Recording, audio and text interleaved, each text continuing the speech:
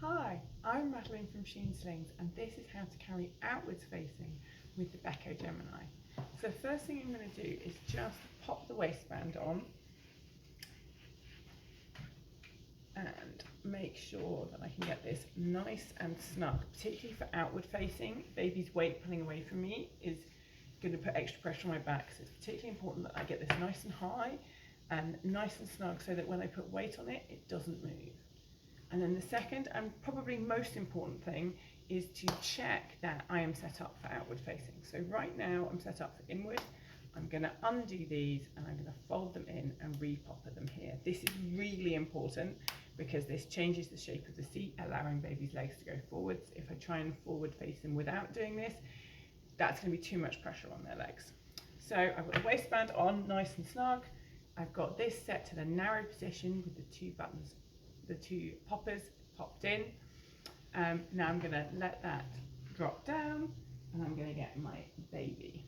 So I'm going to snuggle my baby on my chest and get them nice and comfortable with their legs up high, the bum lowest, and that bum sitting, it can be overlapped with the waistband or on top, and that's going to depend on how tall your baby is.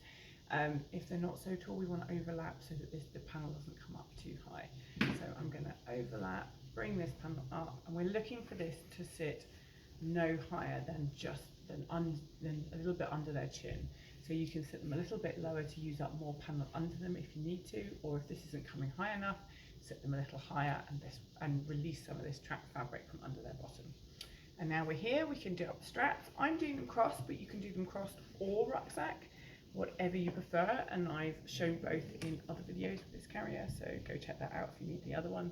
I'm going to pull that down across, and I'm going to plug it in.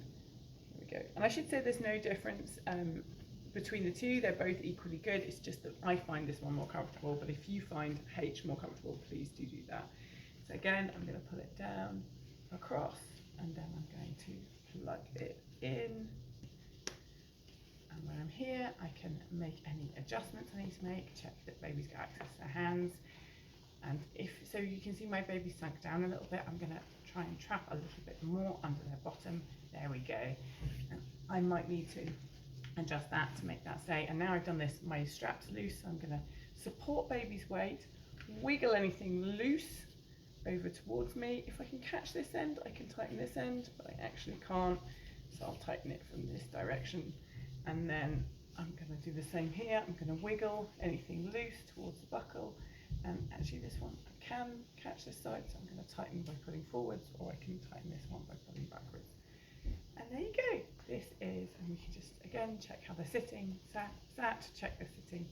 There we go, so their weight's on their bottom and legs are free to kick and move around, arms are free to kick around, move around too.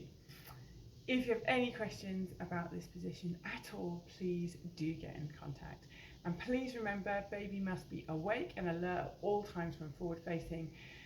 This is a very stimulating position, so do turn them around before they get tired. If they do fall asleep, please do turn them around or support their head, because this carrier is unable to support them while they are sleeping in this position. But it can support them really well in towards your chest. But yeah, if you have any questions, please do comment below or get in touch. Bye. Hope this was helpful.